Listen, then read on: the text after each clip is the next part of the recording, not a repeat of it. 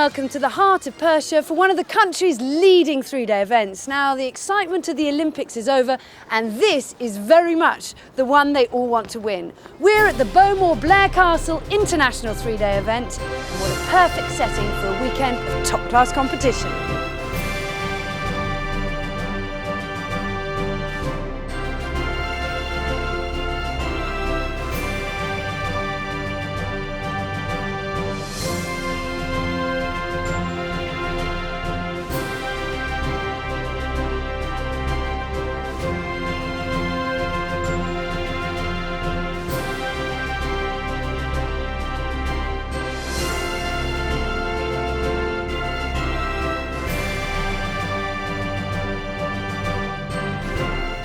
Despite its name, the three-day event is actually run over 5 days, but the competitors compete in 3 phases. The dressage and show jumping phase are vital, but it's the speed and endurance day that's the favourite because that means it's cross-country time. 5, 4, 3, 2, 1, go!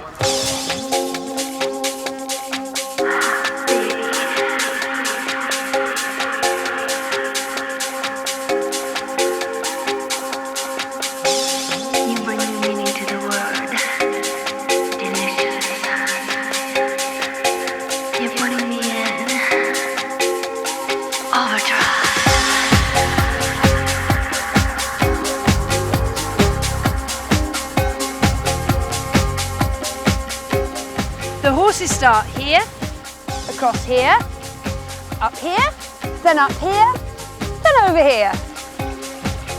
Over this, over here, and finish up here. We've caught up with some of the competitors to find out about their chances and what they think of this year's.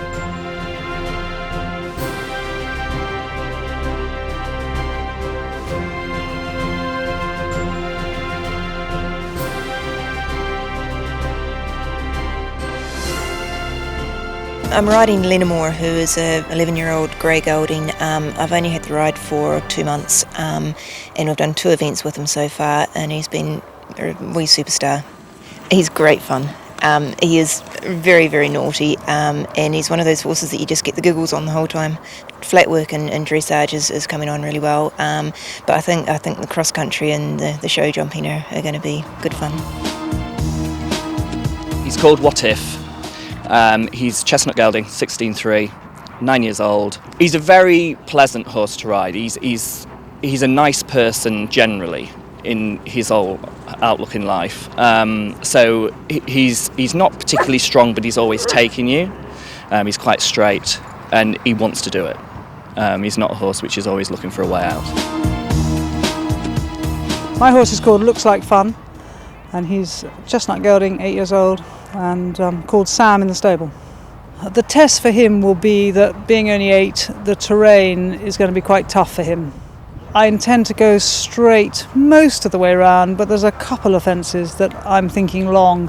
There's a big double of corners under some trees, and I'm going to go sort of the long way there. And the fence before that is quite a big bounce, which I think is quite a serious fence, and for him, because he's only 8, I'll probably take the easy option there. But apart from that, I'm fairly happy. Now, the first test for the horses and riders is here in the dressage phase, and for most people they can grasp the concept of the cross-country test. It's about the horses and riders tackling a big, bold course with verve and really getting the adrenaline pumping. But for a lot of people, the concept of this is a little bit harder to grasp. Why do the horses and riders have to go through this performance? Ian, what is the purpose of the dressage?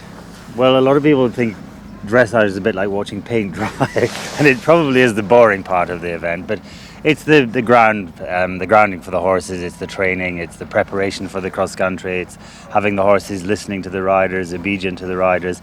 And although it's not pure dressage, it's not the Grand Prix stuff, it's basically walk, trot and canter, but they've got to be relaxed and soft and be nice for the judges to look at. And the biggest problem is they've got to be fit to run cross country over 4 miles plus the next day. So it's keeping the temperament right of the horse, and also the rider for that matter. I think a lot of the riders, they could do with maybe a brandy before they go in there to keep them more relaxed. Now, presumably this wind and these conditions poses extra problems. Well, it does, yeah. I mean, there's enough of an atmosphere in the arena for the horses to get excited, but then we've got the wind and all the flags are flapping, and there's a lot of distractions, and the wind up their tails does tend to set them into orbit sometimes. I think the standard has gone up enormously. It does mean if you're not in the top few after the dressage and the placings, you've got no chance of winning the competition. What slightly concerns me is that you've got a handful of very smart moving horses that are doing very smart dressage, and then there's the also-rans, and it's very difficult for a horse who's well trained and obedient and doing good tests, if it doesn't have flashy movement, to be at the top. So it's slightly splitting the competition into two, and I'd like to see the dressage marks tightened up so cross country continues to have the influence it should have. So, after the 2 days of dressage, Lucy Wiegersma leads the way with Shabrack on a score of 40.6, with Camilla Shepherd and Cosmos just over 2 penalties behind her, Polly Williamson and Wicked Time in third, and Scotland's very own David Gatherer in fourth. So rejoin us after the break when we'll be having an in-depth look at the cross-country course that the riders have got to face, and also we'll be going behind the scenes to see where they hang out for the week and where they're living, and I have to say it's nearly as palatial as this.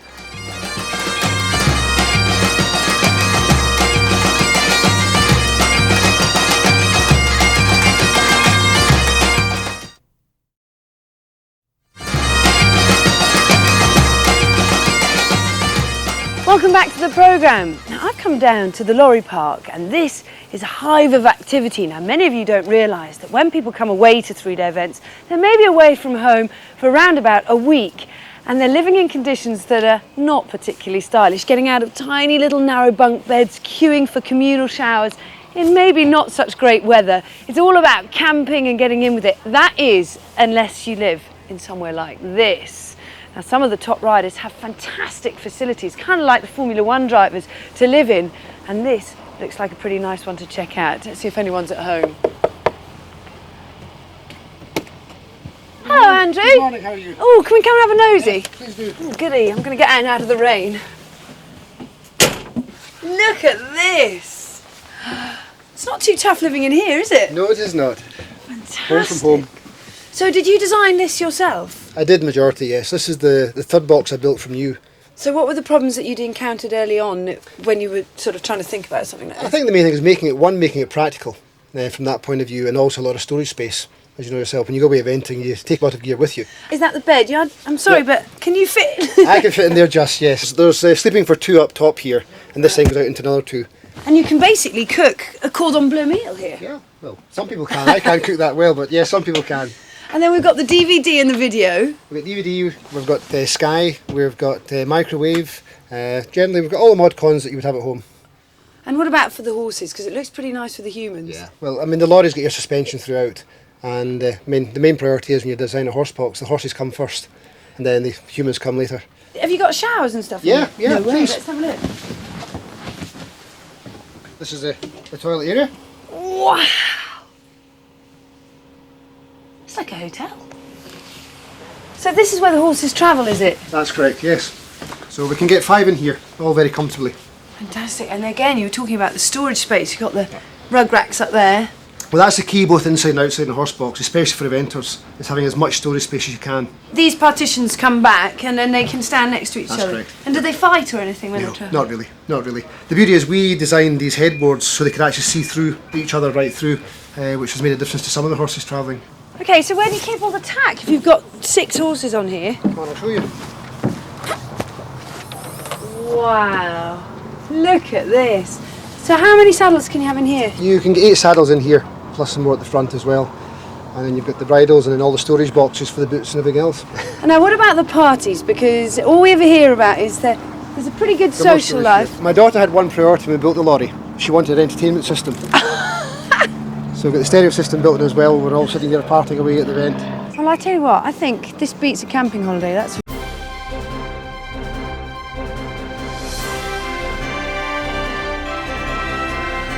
armchair couch potato riders often sit at home roaring at the telly thinking that riders should possibly come with more leg or should be more positive. But I think what we often don't realise is that the TV actually flattens out pictures, and therefore fences like this can look an awful lot smaller, angles can look less acute, and drops like that can look less severe than they actually are. But in reality, Luce, I think from a rider's perspective, this is going to ride big. It sure is, and you can see the horses are going to land here, and there's a long steep run down the hill towards the next two fences, which are very closely related to what happens at this drop fence. As you can see, this is a pretty narrow triple brush, barely wide enough for a horse to get through, and what happens here will directly affect the next fence, a bounce combination of offset rails under the tree. There is an alternative route, a slightly wider brush, if for the less experienced horses or if something untoward happens up the hill, but it will probably cost you about half a minute. So if the last fence was about boldness and the horses very much throwing their hearts over before their minds at the ski jump, this fence 18, which comes just over halfway around the track, is a very different test for the horse and rider. This time the emphasis is very much on rider control. Phase A is very much related to Phase B, and Luce, I have to say, it looks a big drop down there. It is, it must be all of 5 feet. The horse will land here, and the camber of the slope will run the horse and rider down the hill. So the rider really needs to be in control of the horse's outside shoulder, all the time turning him on 1-2 strides to the B element, which is a big wide fence, although it's got quite a narrow face on it. It's got quite a forgiving profile, well rounded, so it should allow a few mistakes. Ideally the horse will take off here. Now, if the rider thinks that that drop looks a little bit scary, the course builder Ronald Alexander's been really kind and given them alternative B. Now, clearly this is going to take longer time, but that 5-foot drop is cut out. Luce, how much longer do you think this is going to take? I think this will probably take between 10 and 15 seconds longer. The question is still the same, a turning exercise, but the element of the hill is taken out. So if the ground becomes a little bit more slippery as the day progresses, it will be an option that the riders are seriously considering. Again, a 2-stride distance from the wall to this roll top, a very similar dimension on the roll top, wide, narrow face, but again, a forgiving profile. Fence 20, the water, this is what cross-country riding is all about. Phase A, they come in over this big imposing upturned boat, and it's going to be sitting back, slipping the reins, because the riders do not want to get a dunking in here. But part A is only one of 4 jumping efforts in this fence, Luce.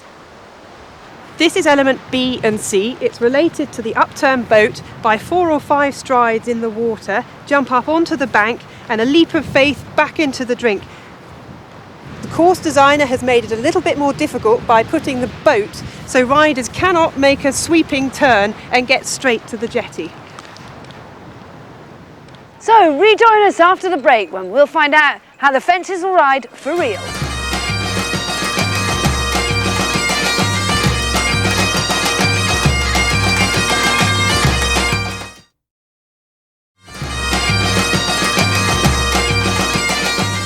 So welcome back to the programme. The tension's really building. I've come down to the 10-minute box, and this is where the horses and the riders get a chance to take a breather before they head out on the cross country. Now don't forget, this is speed and endurance day, so before they get here they've already done the roads and tracks and the steeplechase, and this is a chance just to recoup, have a chat with the trainer, wash the horse off, maybe get any little tidbits of information from out on the course from the other riders before they take their turn on this strong Bowmore Blair Castle track.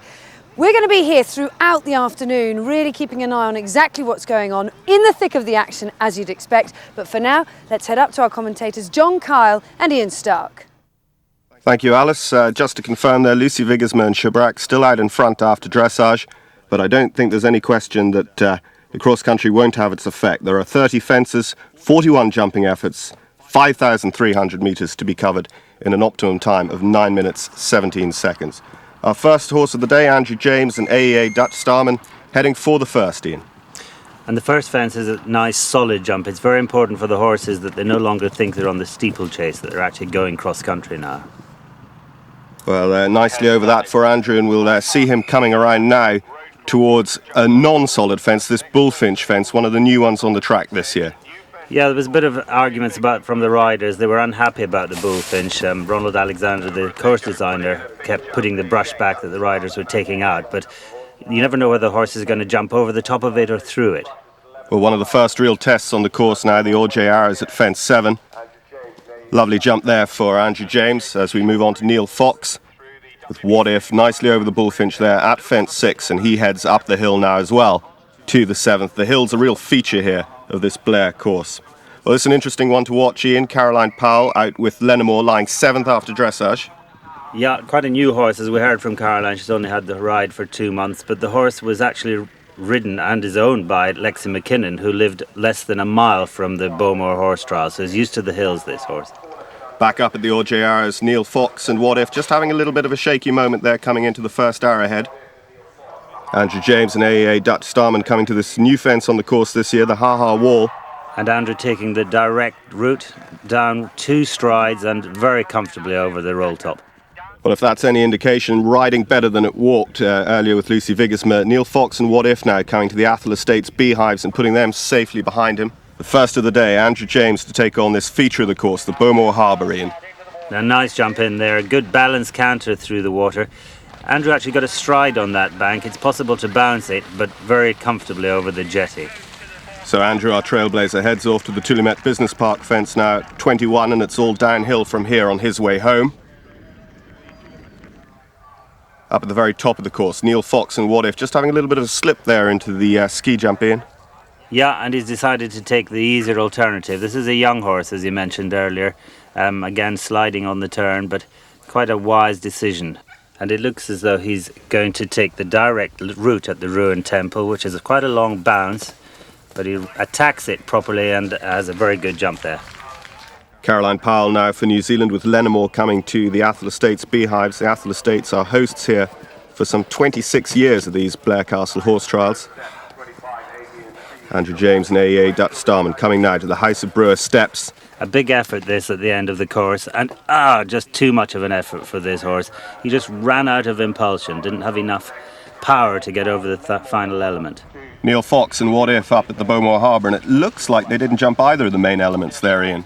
I think it went over the lobster pots, but nonetheless it was between the flags and he's clear as he goes on. Andrew James and AEA Dutch Starman now down at the Malcolm's Lock, and this is the very next fence after they ran out of oomph at the House of Brewer steps, Ian. Yeah, and he's decided obviously to take the longer route, which is maybe quite wise for this horse, as he's had a stop earlier, but he completely left his left front leg down on the bucket and gave the rider no chance of staying in the plate. Well, we've come down here to the 10-minute box, which is a holding area at the end of the roads and tracks and the steeplechase, an area for the riders and the horses to regroup before they head out onto the cross-country. Now, the welfare of the horse is very much paramount here. The vets get a chance to have a look at the horses, check that their heart rates come down, that they've cooled off when the riders have washed them off. The riders and the grooms get a chance to just get an assessment of how the course is riding, and then they get the chance to put this grease on the legs. They put them down the front legs and down the back legs, and this just stops the impact of the horse if it hits a fence and allows it to slide over and therefore prevent injury should the worst happen out there on the course. Well, with us now on course, Vicky Brake, and looks like fun. Vicky, who's a veteran competitor, been around badminton several times and long listed for the British team for the Athens Olympics this year. Going here with this horse that she rode at Punchestown in the spring. And we have Neil Fox on What If coming to Malcolm's Loughlin at the end of the course. A little bit stroking the fences there. The horse looked quite confident, but Neil was pitched forward a little. Up at the top of the course at the other water, Caroline Powell and Lenamore making their way through this Bowmore Harbour.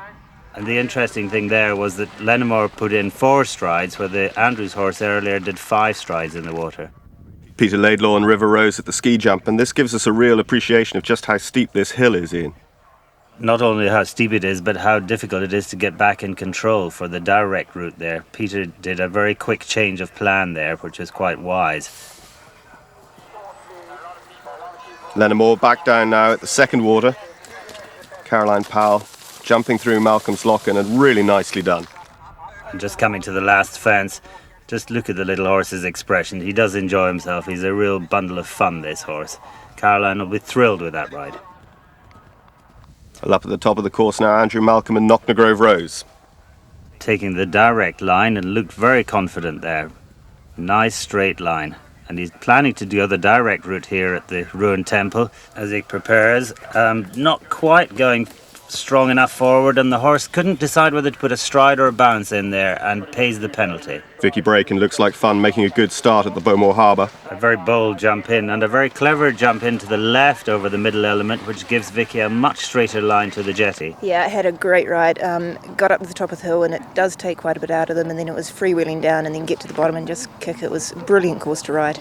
You didn't have a chance to see how the others were riding, so you really had to go on what you thought, having walked the course. Yeah, most of the time you're actually better riding the course how you've walked it and how you've gone through it 500 times in your mind. So, seeing horses do funny things at fences really does put you off a bit. So I'm feeling quite lucky going quite early so I can just ride it how I wanted to.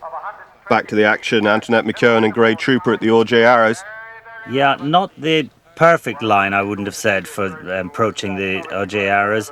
I think the horse needs a bit more to look at than what Antoinette was giving him, and you can see she moved more to the left the next time and the horse made nothing of the fence.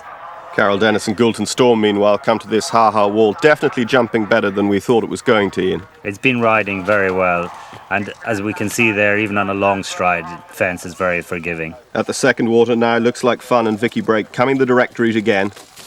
Really pushing on strongly there as they come up and away. Grey Trooper and Antoinette McKeown now at the ski jump. These four fences all very close together. And a bit of a sticky jump over the ski jump there for Antoinette, and taking a very long-winded route to get to the alternative. But she's over it and clear. But sadly, not for long. That was a horse fall, which incurs an elimination. The House of Brewer steps towards the very end of the course next for Goulton Storm and Carol Dennis. Very nicely up all three elements of that. Looking across to the Bowmore Harbour, Cindy Rawson and Hell of a Dream for the United States of America.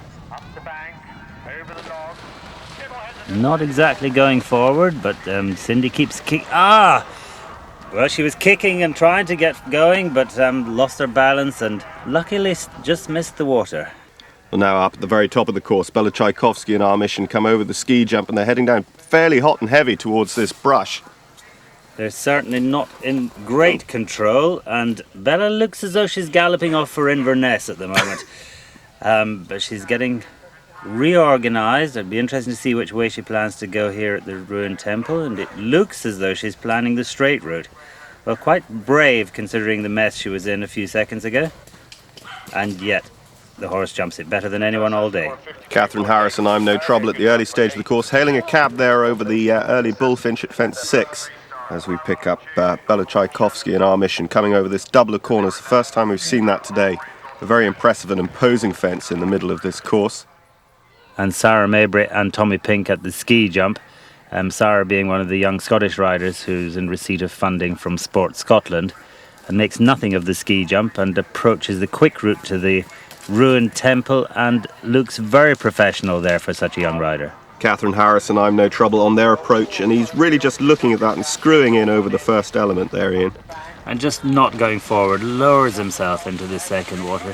Has a bit of a trot, loses the impulsion and... hold on! There's an early bath for poor Catherine. Over at the Willis Capercaillie corners, the second double of corners on this course, Tommy Pink and Sarah Mabry jumping this on the turn. Very nicely done indeed. You really just pinged those two fences beautifully. A real jumper, this one. And Catherine having another go at the jetty and has a little bit of a stumble on the landing, but she's probably like sitting on a bar of soap at the moment. She's so wet, but continues on the course.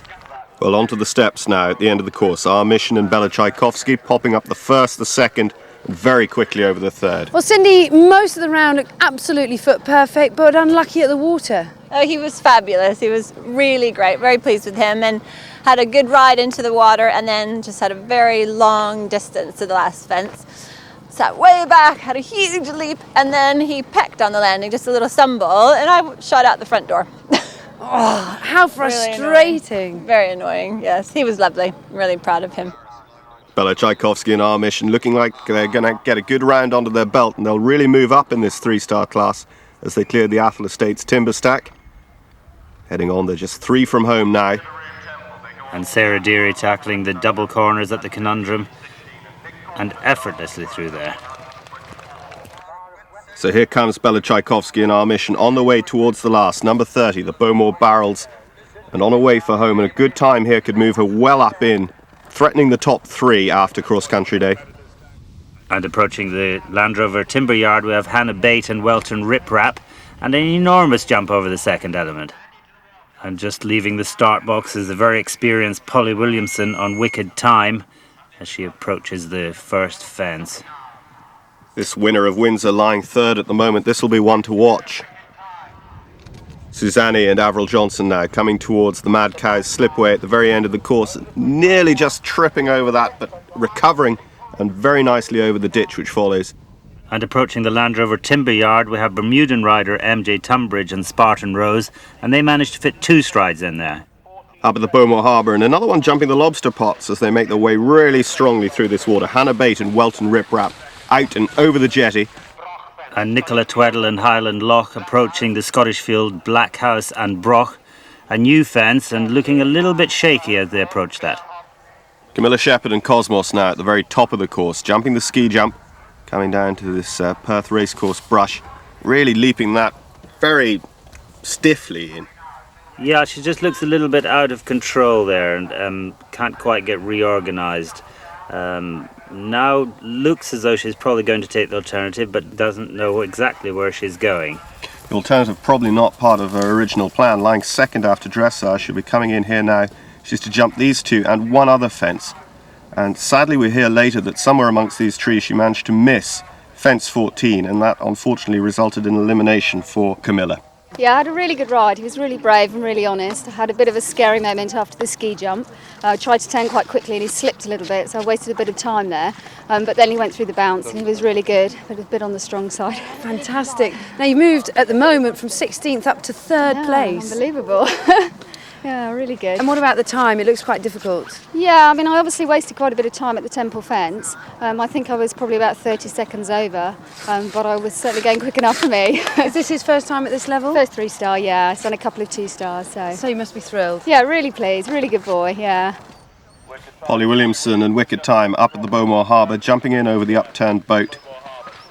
Just not really going awfully forward up onto that bank, Ian. He landed a bit steep over the first fence and got 4.5 strides to the bank, which just mucked up his striding, and it caused him to have a stop. And yet another stop at the jetty. He's just not really thinking forward enough, this young horse. Well, out onto the course now, one to watch, a 3-time Blair winner, Lucy Vigersma, with her dressage leader here, Shabarak, heading towards the first, the Bowmore Barrels. Such a talented young rider, Lucy. And Polly jumps the jetty at the second attempt, but having picked up 60 penalties at the harbour, that loses her overnight 3rd place after the dressage. The Children's Hospice Association for Scotland Stags Heads at fence 3, safely behind Lucy Vigersma and Shabarak now. Up the Ha-Ha wall, Highland Loch and Nicola Tweddle really coming on strongly, just over the halfway point in the course and still fuller running. And a new starter, Scotland's David Gatherer on Aerodynamic, approaching the first fence. David, 4th after dressage, will be aiming to correct his problems of last year when he was really in the hunt here at Blair, but had an unfortunate fall towards the end of the course. And Lucien Sherbrack at the Bullfinch looking for the gap, but it didn't really pay off. The horse just jumped on top of that fence. Polly Williamson and Wicked Time coming to the House of Brewer steps. She's giving it her all, but he just gives up the ghost there at the very 3rd element, and the hand goes up. She's going to retire after those earlier problems at the harbour as well. David Gatherer at the Stag's Head, looking very confident so far. Nicola Tweddle and Highland Loch here at the second water, Malcolm's Loch, and coming the direct route. Just getting in a little bit close to that second element, just gathering everything back up now. Andrew James and Chow Mario come to the Bullfinch at fence 6. Andrew out for the 2nd time today. David Gatherer with Aerodynamic approaching the ski jump very quietly. And a nice pop down there, giving him lots of time to be in control, and yet the horse ducks out. And Nicola Tweddle and Highland Loch coming to the last. The Bowmore Barrels just screwing over that and giving her a heart-stopping moment at the last. She checks her watch. It's going to be a good time, just 4 seconds over for 1.6 time penalties. Charlotte Prentice and Father Jerry now taking on the All J Arrows on the right, the most direct route, just having a little bit of a look at the ditch. Well, Lucy told us earlier how she's going to ride the ha-ha wall, and let's see how she does it. Absolute copybook, she's true to form. Carrying this, the Scottish Field Blackhouse and Brock for Chow Mario and Andrew James. As Lucy approaches the latter part of the course and the House of Brewers steps, and makes nothing of that. Well, the last horse on the course today, Caroline Powell and Ballycathro, jumping the Atholl Arms corner conundrum, taking the alternative there. Lucy Vigersma and Shabrack heading for the last. They've got a good round under the belt. They jumped that cleanly at number 30. She's going to be looking for a good time to stay in the lead after dressage, and it is good. It's 8.8. She holds her lead. David Gatherer approaching the Mad Cow slipway very cautiously after he made a mistake here and had a tumble last year, but no problems this year. Andrew James and Chow Mario coming the direct route. Andrew, of course, who had that fall on his first ride here at Malcolm's Lock, and going the alternative very nicely through the straight route, and that'll be a relief to him. Well, Luce, Blair's been a happy hunting ground for you and another good ride. Yeah, he was fantastic. He's quite experienced coming here, but he made the first half of the course feel quite difficult. So he improved as the round went on, but really, really pleased with him. He went You really walked well. a couple of the fences with us, the water first of all. Did it ride as you told us it would? The water rode really well in the first half. I didn't quite get my shot to the jetty on the last part of the water. Got 5 rather tight strides in there, and he was very good. He got all his legs out of the way, but it was a little bit of a heart-stopping moment. And Caroline Powell and Ballycathro approaching the ha-ha. Big striding horse finds that very easy. Well, they go on now to the Event Scotland Trakehner. Bowmore Blair Castle in receipt of Event Scotland funding this year as part of the development of sporting events in Scotland. And Andrew James and Chow Mario clearing the last fence as he pushes on to the finish, but at 20 penalties early on the course spoils his chances. Caroline Powell flying over the Stirlingshire saddlery, Pardubice. Well, there's Caroline Powell and Ballycathro for New Zealand. Our last horse of the day heading towards the last. Number 30, the Bowmore Barrel, sent as ever from the Morrison Bowmore Distillery on the island of Islay. And she'll be coming home and looking at the clock, and interestingly, no one inside the time today in the 3-star. So Lucy Vigersma and Shabrack confirmed in the lead after cross-country on 49.4 penalties. Caroline Powell and Lenamore in second. Nicola Tweddle, Highland Lock, lying third. Neil Fox and What If in fourth. Avril Johnson, Suzanne fifth. Bella Tchaikovsky in our mission pulling up well to 6th place after cross-country. Well, that concludes a fantastic afternoon of competition here at the Bowmore Blair Castle International Horse Trials. We knew the cross-country phase was going to be influential, and it certainly was. Camilla Shepherd and also Polly Williamson were right up there after the dressage, but disappointments out there on this tough course has moved them out of it. Lucy Vigersma, our overnight leader after the dressage, holds on to that lead with a great performance this afternoon on Shabrack, and she now has 2 fences in hand going into the show jumping phase to secure her 3rd title here. Of course, we've got the all-important vet's inspection tomorrow morning, the welfare of the horse absolutely paramount before we go through into our final phase. Do rejoin us after the break.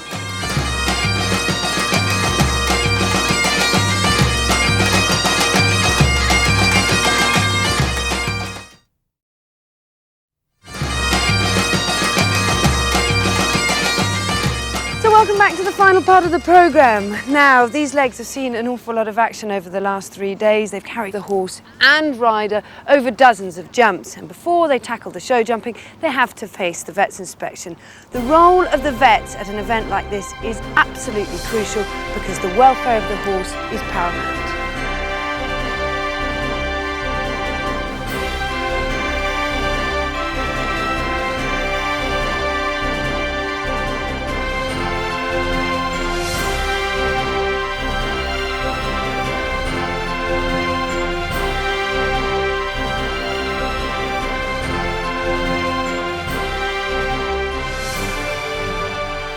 It is quite amazing for somebody to be able to do a dressage and go through the speed and endurance phase on the Saturday and then turn out and show jump on the Sunday. The welfare of the horse is the paramount consideration, and that the veterinary team has always been here to protect the health and welfare of the horse. Well, we have a team of vets at the event. Some of them are on the course, some of them are treating vets, and there are also 2 officiating vets who are the FEI vets. The purpose of the trot-up is to ensure that the horses are fit to compete in the first place or to continue their participation in the event. On the first trot-up, but on the Wednesday, the horses haven't actually done anything yet. So if there are any question marks over a horse there, you probably are going to be stricter about the level of soundness in the horse. And the trot-up panel, if they're not happy with any horse, they will refer it to the holding box vet. He's allowed to actually examine the horse, and then he reports back to the trot-up panel with his findings. As long as it's considered that the horse is not likely to suffer from continuing the event, then they may pass it. On the Sunday trot-up, they are going to take into account the fact that horses have now done the speed and endurance phase, the roads and track steeplechase and the cross-country. They may have a slightly lower benchmark for soundness at the second trot-up in terms of the fitness to participate in the event. But at all times, the welfare of the horse is considered paramount, and if there's any doubt at all, they will hold the horse and find out what the problem is. And if the stable manager is done in Well, some tense moments in the vet's inspection this morning. But on a second recall, Lucy Vigersma's Shabrack passed, and so the leaderboard going into the show jumping remains the same as it did following the cross-country. Let's rejoin our commentators for this afternoon's action, Ian Stark and John Kyle.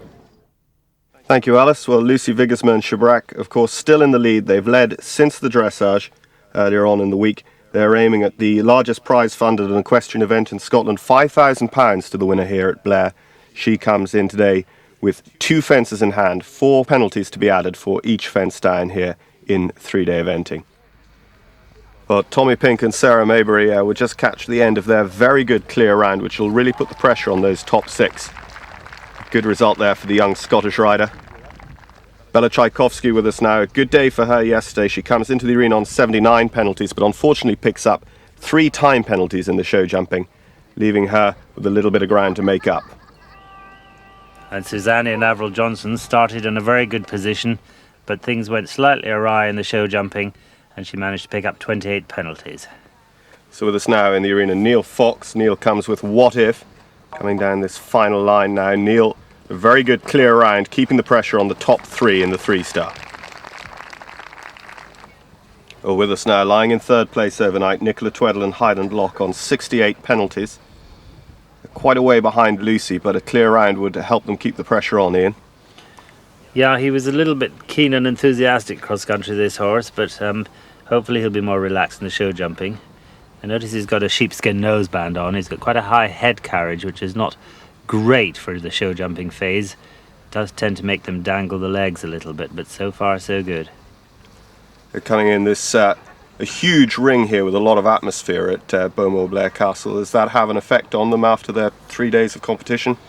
Well, it varies from horse to horse. A bit of fatigue can set in, but also the atmosphere can get them a little bit tense. And we see there the planks came down at the first of the double in the middle of that line. The 1 down so far keeps her safe from Neil Fox, but that doesn't. 2 down will drop her. And Neil Fox and What If moving up into 3rd or better at the moment. It's very easy to sit here and think about what would be right, but the horse to me looks as though a martingale would help to keep his head a little bit lower, but perhaps they've tried that and he resists it. But he's not the easiest looking ride in the show jumping. And certainly having to keep a hold of him all the time is going to tell on the clock as well. You come in, she's carrying 8 for the knockdowns, and it's going to be 3 time penalties as well, so a total of 11. Keeps her in 4th or better in this CCI 3-star competition, but Neil Fox up into 3rd at the moment and putting the pressure on to this lady. For New Zealand in 2nd place on 60.2 penalties. Caroline Powell comes to us with Lenamore. Good day for Caroline yesterday. Her 2 rides around on the 3-star. A little bit unlucky with her 2nd ride, but this horse Lenamore went very well for her. He is a cracking little horse. He's sort of part pony. He's a real jack-in-the-box of a jumper. He's usually fairly reliable in the show jumping phase, but as we say, the pressure on the final day of a 3-day event is pretty phenomenal. So we'll see how Caroline and Lenamore can cope with it. It's not just the horses who have to deal with the crowds around the arena. Of course, our competitors coming in reverse order of merit. So Caroline has sat and watched everyone in the class jumping before her, and Lucy will have had to watch everyone and Caroline jumping. It must really build up on them as well. It certainly does, and as Caroline said earlier, when she was going cross-country as number 3 of the competition, she didn't have to worry about what the others were doing on the cross-country course. She just went out there and did her job. But here in the show jumping, as you say, she's had to watch everyone. But it doesn't so far look as though it's affected her. She's doing a pretty good job here, and Lenamore is giving the jumps lots of air, lots of freedom. He's really going in a nice outline. You wouldn't imagine he'd been cross-country the day before. He's come in here as fresh as any show jumper. Look at the way he jumped that. He just ballooned it. He does enjoy his job. It's so good to see that in a horse. So not far from home, this white one, and then the final treble line. Just sit back and watch. She'll be counting on a clear to hold on to her second place and keep the pressure on Lucy. And a clear it is. A great round there for Caroline Powell and Lenamore for New Zealand. They stay on their overnight score of 60.2. And it's all down now to our final competitor. No stranger to victory here in the Blair ring, Lucy Vigersma, in as our overnight leader. But Caroline will be absolutely delighted with that, and it guarantees her second place or better. Well, here into the arena now comes Lucy Vigersma with Shebrack. 49.4 penalties for her. Unfortunately, the owner of the horse, Mark Lean, couldn't be up in Blair this week to see how successful he's been thus far, attending a family birthday down south, but if she manages to pull it out the bag, he'll be slightly disappointed having not made the trip. The trouble with not turning up if the horse does win the competition is that you tend to think that you'll cause a jinx if you turn up at the next competition, so maybe he'll have to stay away forever. Well, Lucy coming, she should be feeling fairly confident. She has 2 fences plus a little bit in hand. She could be slow and have 2 fences down and still win here, but that's not the way I don't think that Lucy would want to win it. She's one of our up-and-coming young riders in receipt of the start and performance funding as part of Team GB, and I think very much one to watch for future European, world and Olympic teams. Without doubt she is one to watch. She's got a very cool head on her shoulders. She's a very calculated rider and works very hard at her riding and is an incredibly hard-working girl, full stop. So if she manages to pull this off, it'll be a very well-deserved victory.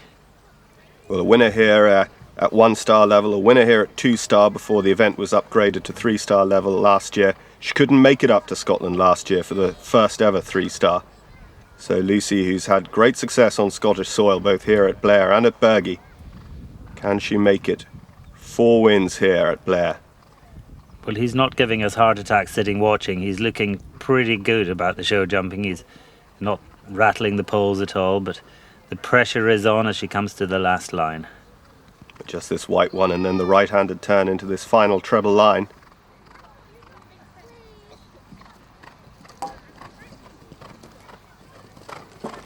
Well, they're all still up. It's a clear. Lucy Vigersma and Shebrack finish on their dressage score of 49.4 and are our 3-star champions at Bowmore Blair Castle for 2004. You look pretty nervous going into that. Has he got a good record in the show jumping? To be honest, it is his weakest phase. We had 2 down at Punchestown 3-star in the spring, which dropped us from 2nd to 5th. So having the bit of breathing space was a huge relief, but I'm thrilled that he managed to put off a really good clear. Well, it's a great win. You've won here twice before. A lucky place. It is. I want to be given the freedom of Blair Atholl, I think, after this. And where next? Does this set you up for big things next spring? Well, hopefully Badminton or perhaps Lexington or somewhere other 4-star. Fantastic. It's a great result. Well done, Lucy. Thank you very much. A great result indeed. Lucy Vigersma and Shebrack finishing on their dressage score of 49.4. Caroline Powell and Lenamore for New Zealand in 2nd. Neil Fox and What If moving up to 3rd. Nicola Tweddle and Highland Lock 4th. Bella Tchaikovsky and Our Mission 5th. And Sarah Mabry and Tommy Pink moving into 6th place at the end of the competition. The weather's been kind to us, the competition's been great. Lucy is a well-deserved winner and a real fan of Blair, and we're a real fan of hers. And great support as well, once again from Bowmore. Yeah, fantastic. The event is here today, as you see it, and it's partly through their very generous support, their commitment and their enthusiasm for the whole event. So Blair for the future? We've got some quite exciting plans for next year and the next couple of years, and we certainly want to build on the 3-star and make it a first choice for riders, to make the journey north and to come here and compete. But we've got some quite exciting plans, so it's a case of watch this space. I think it's just a fabulous, high-quality Scottish event. It's something which is renowned around the world as a high-quality Scottish product, and we love that. We love that link for Bowmore whisky. Bowmore whisky is also growing and growing, as is Blair Castle, with now the introduction of the 3-star. This its second year. It's been a huge success. Well, we like to think we're growing along with the horse trials. The brand continues to grow, as you say. This is our 9th year. Hopefully we'll be back again next year for the 10th year. And as I said before, it's just a great combined Scottish product. Kenneth Mackay of sponsors Morrison Bowmore presenting the prizes to our winner, Lucy Vigersma. Well, that concludes a wonderful weekend of competition here in the fantastic setting of the Blair Castle grounds. I hope you've enjoyed it. We certainly have. We'll see you next time.